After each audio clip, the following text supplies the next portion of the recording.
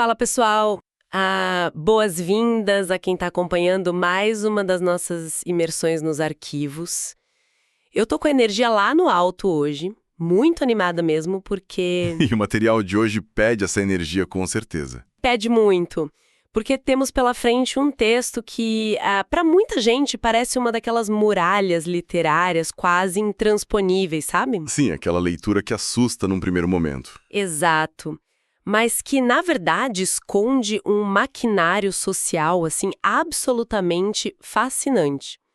O tópico de hoje é baseado numa compilação de textos incrivelmente antigos, densos e bem minuciosos. Os 27 capítulos do livro de Levítico. Isso.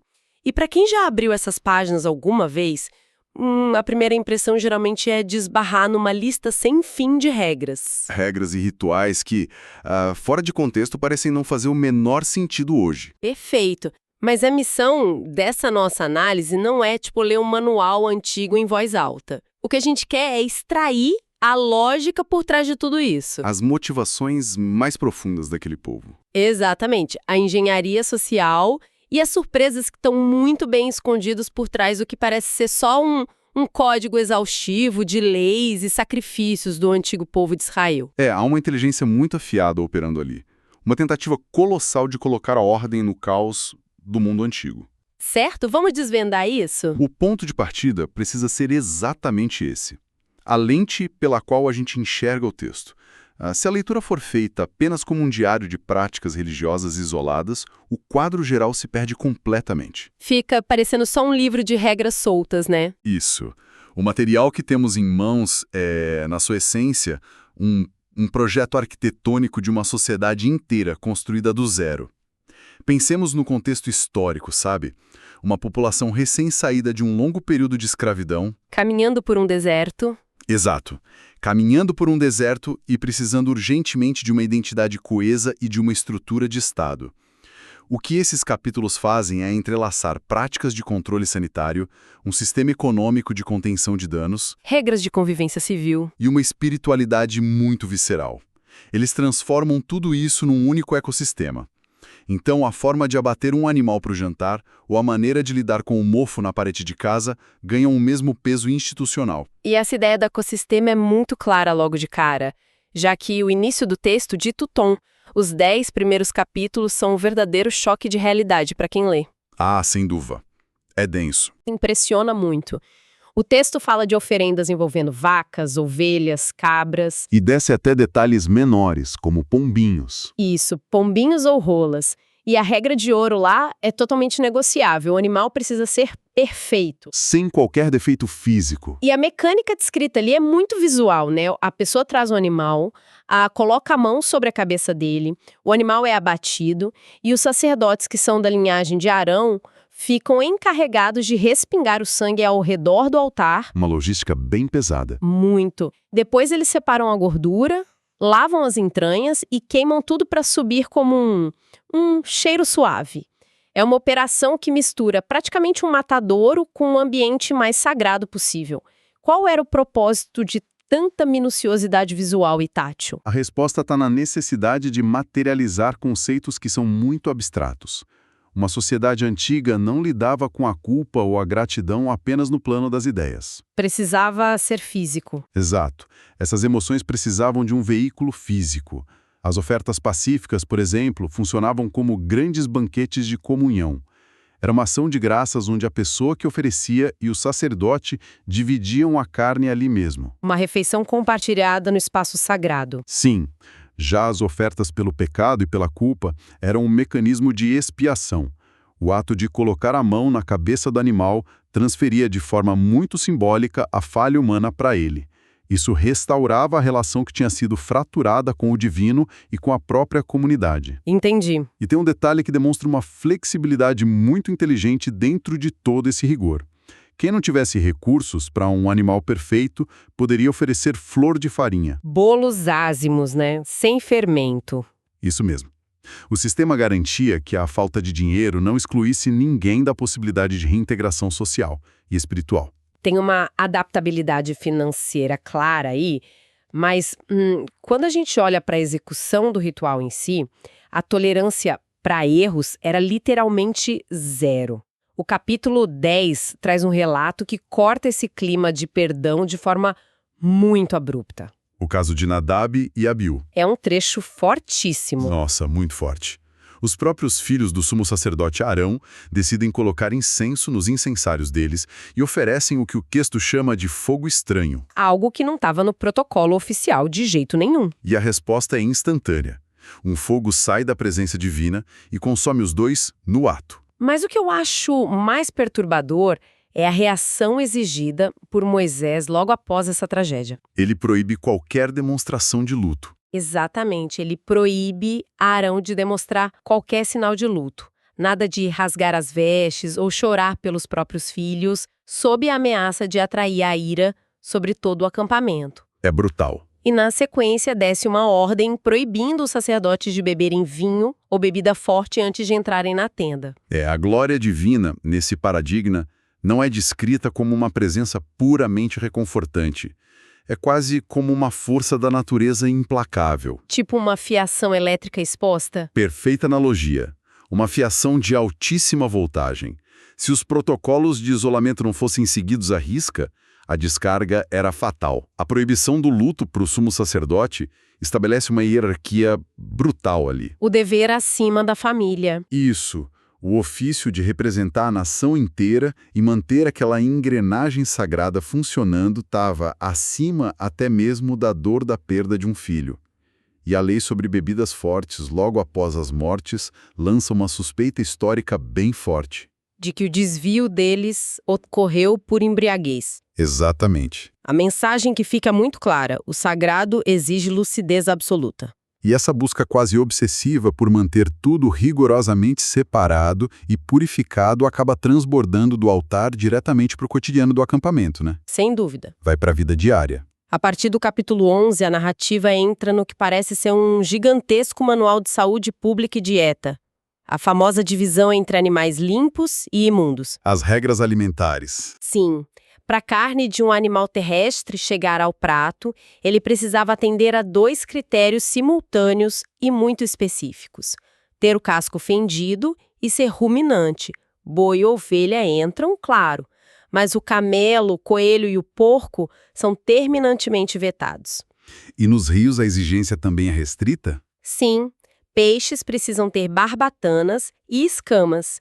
E as aves têm uma lista imensa de exclusões, bem focada em predadores e necrófagos, colocando até o morcego nessa categoria de aves abomináveis. O que mostra a forma como eles classificavam os animais na época. Sim, pela observação visual. Mas a exceção que mais chama atenção nessa lista são os insetos. Gafanhotos e grilos que têm pernas para saltar recebem sinal verde para o consumo. O que é fascinante aqui é o impacto sociológico dessa dieta. Para além de qualquer tentativa incipiente de higiene num clima árido, essas restrições erguiam um muro cultural ao redor do povo. Um muro invisível, mas diário. Exato. O ato de comer é a base da socialização humana. Ao criar uma lista tão específica e restritiva, o sistema impedia estruturalmente que aquela população sentasse para banquetear e se misturar com as nações vizinhas. Porque eles simplesmente não podiam comer a mesma comida. Perfeito.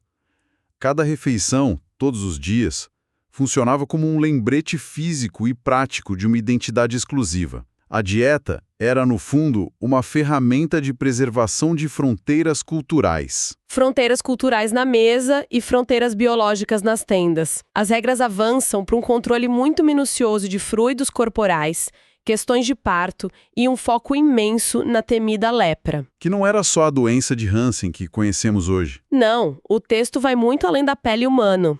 Ele descreve sinais de lepra brotando em roupas de lã e linho e até nas paredes das casas. O que a gente diagnosticaria hoje como outra coisa. Sim. O procedimento descrito envolve o sacerdote inspecionando manchas verdes ou avermelhadas nas pedras. Ele manda esvaziar a casa e tranca tudo por 7 dias. Se a mancha crescer, as pedras contaminadas são arrancadas e o reboco raspado. Uma reforma obrigatória. E se o problema persistir depois disso, a casa inteira é demolida e o entulho removido para fora dos limites da cidade. É um protocolo pesado contra o que hoje identificaremos facilmente como colônias de fungos tóxicos ou mofo estrutural profundo. A sobrevivência de um acampamento nômade de proporções gigantescas dependia exatamente dessa ausência de hesitação. Sem o conhecimento da microbiologia, a resposta institucional precisava ser drástica e metódica. O sacerdote funcionava quase como um agente de vigilância sanitária. Exatamente, ele acumulava a função de inspetor sanitário. E a repetição constante daquele período de isolamento de 7 dias, tanto para pessoas quanto para objetos, era a espinha dorsal de um controle de infecção sistêmico. Uma quarentena rigorosa. Sim, no ambiente de confinamento denso, onde uma epidemia poderia exterminar milhares de pessoas rapidamente, essas regras não eram apenas rituais de pureza, eram manobras de contenção de crises biológicas. E aqui é que a coisa fica realmente interessante. Nos capítulos 16 a 22, o texto atinge seu ápice psicológico e moral, começando com o dia da expiação. O famoso Yom Kippur. Isso. O único dia do ano em que o sumo sacerdote acessa o espaço mais sagrado do tabernáculo. E o ritual central ali envolve 2 bodes. O destino deles é decidido por sorteio. Uma dinâmica bem única. Um é sacrificado, mas o outro permanece vivo e Arão impõe as mãos sobre a cabeça dele, confessando todas as iniquidades e falhas coletivas do povo durante aquele ano. Tudo é transferido. Toda a carga de culpa é verbalizada e simbolicamente transferida para o animal, que é então banido para o deserto profundo, levando o peso das transgressões para longe do acampamento. É a origem literal do termo bode emissário. A genialidade desse ritual é a externalização da ansiedade coletiva. Como assim? Toda a sociedade acumula tensão e culpa. O bode vivo caminhando para o deserto oferecia uma catarse visual muito poderosa. O mal estava fisicamente indo embora. E imediatamente após purificar o acampamento, o texto entra no chamado Código de Santidade. Que é onde as leis ficam mais densas. É nesse ponto que as balizas éticas e morais se tornam extremamente rígidas e inegociáveis. A começar pela proibição absoluta do consumo de sangue. A fundamentação do texto é que a vida da carne está no sangue. A biologia do animal pertencia ao altar, não ao indivíduo. Exato. E esse código de santidade, especialmente no capítulo 18, estabelece uma linha dura de conduta. É importante notar, reportando estritamente o que a fonte original diz, que o texto dita penas severíssimas. Incluindo pena de morte e apedrejamento. Sim, e isso para uma lista longa de transgressões. O texto abrange proibições que vão desde entregar filhos em sacrifício a Moloque e amaldiçoar os pais, até leis bem específicas sobre relações íntimas. Uma regulação total da vida privada. A fonte original lista proibições expressas contra o adultério, a homossexualidade e a bestialidade. E há uma ênfase repetitiva e forte em não adotar de forma alguma os costumes da terra do Egito que eles deixaram para trás. Nem os estatutos de Canaã, que era o destino final. Exatamente. O alerta constante no texto é de que essas práticas causariam uma contaminação tão profunda que a própria terra vomitaria os habitantes. O medo da assimilação ditava o rigor da lei. Quando analisamos friamente essa mecânica histórica, vemos um povo aterrorizado com a ideia de perder a própria essência e desaparecer no meio de culturas muito maiores e mais estabelecidas. Era uma tentativa de sobrevivência cultural. Sem dúvida. Essas proibições severas eram os pilares que sustentavam a tenda da identidade deles.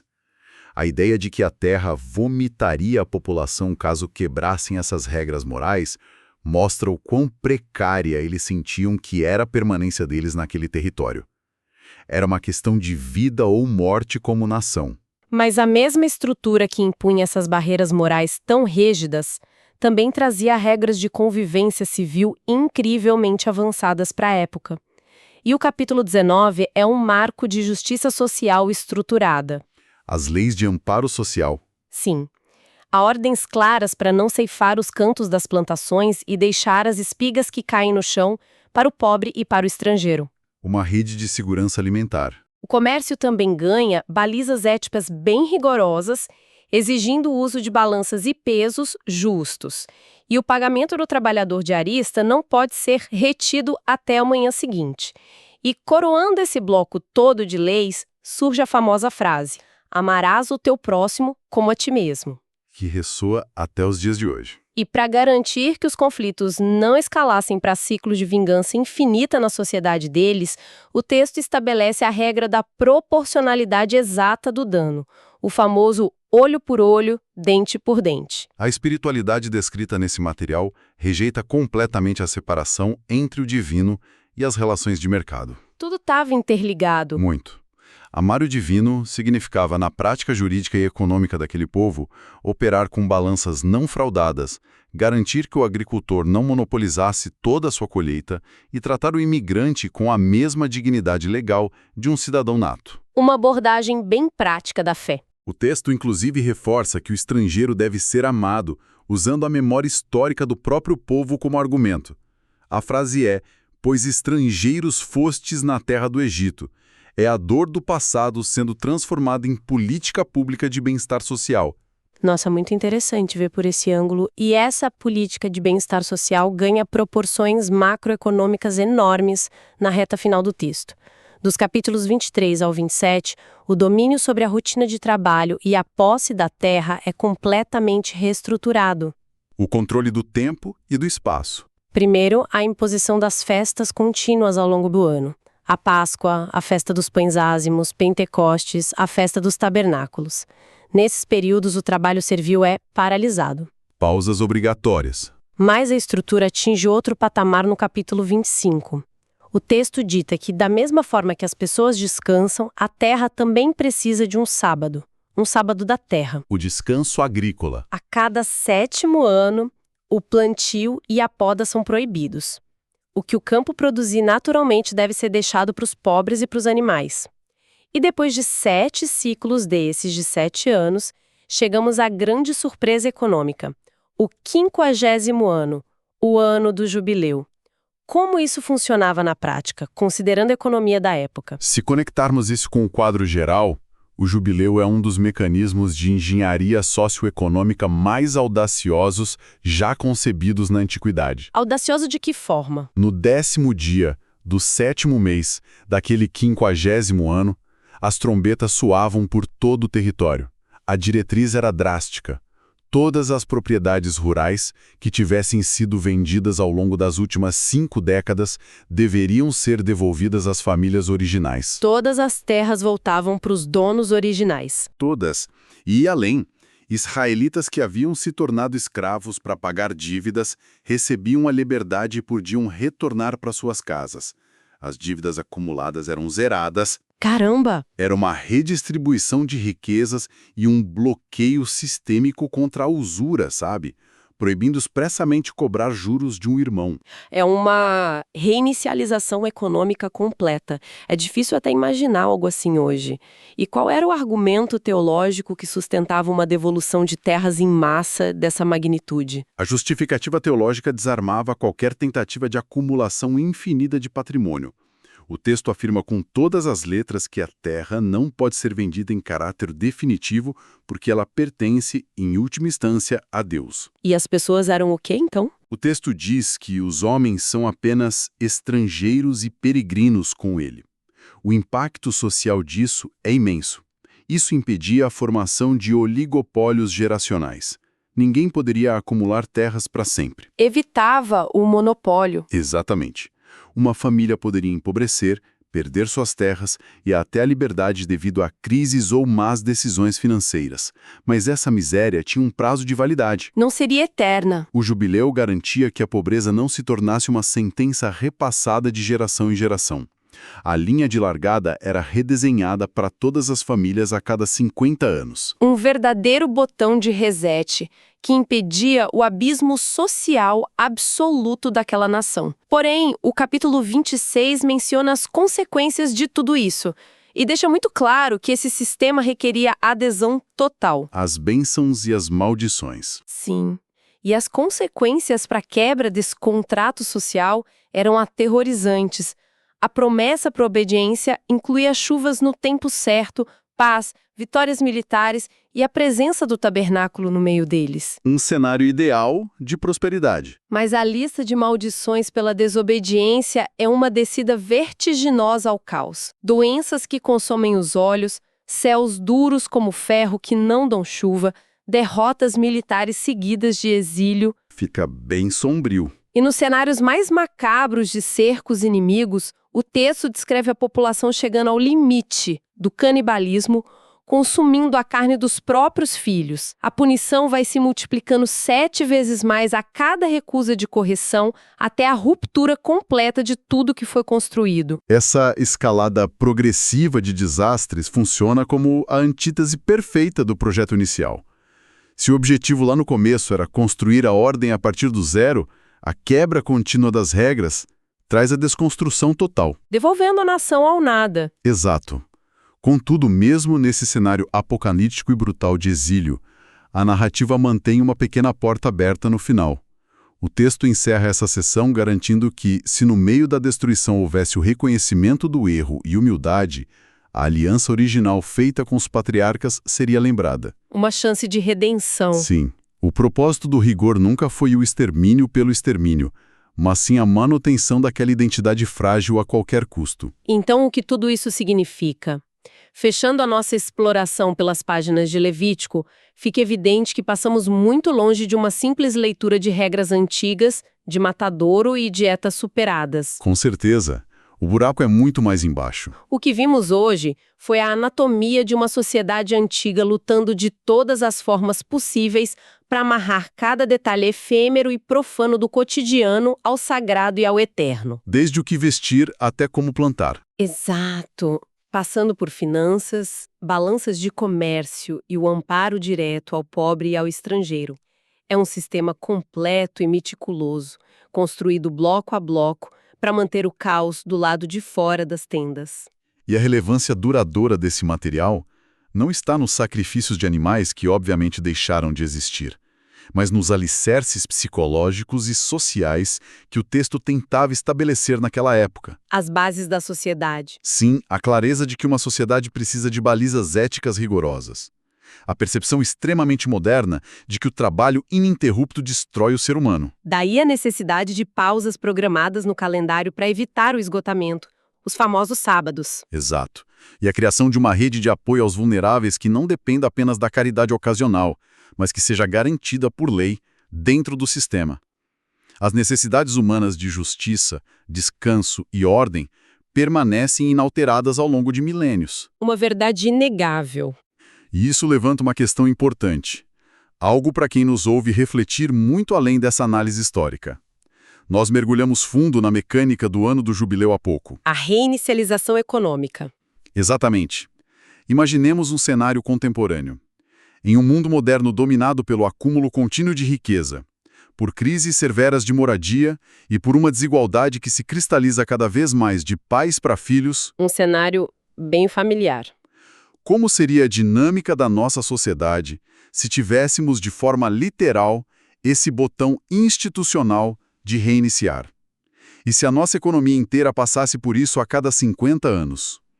Onde as dívidas paralisantes são perdoadas e o acesso às oportunidades volta ao marco zero. Nivelando o jogo para todas as famílias novamente. Um freio obrigatório no acúmulo em troca da sobrevivência e saúde coletiva. Fica a reflexão sobre o que realmente consideramos ser o progresso no nosso século.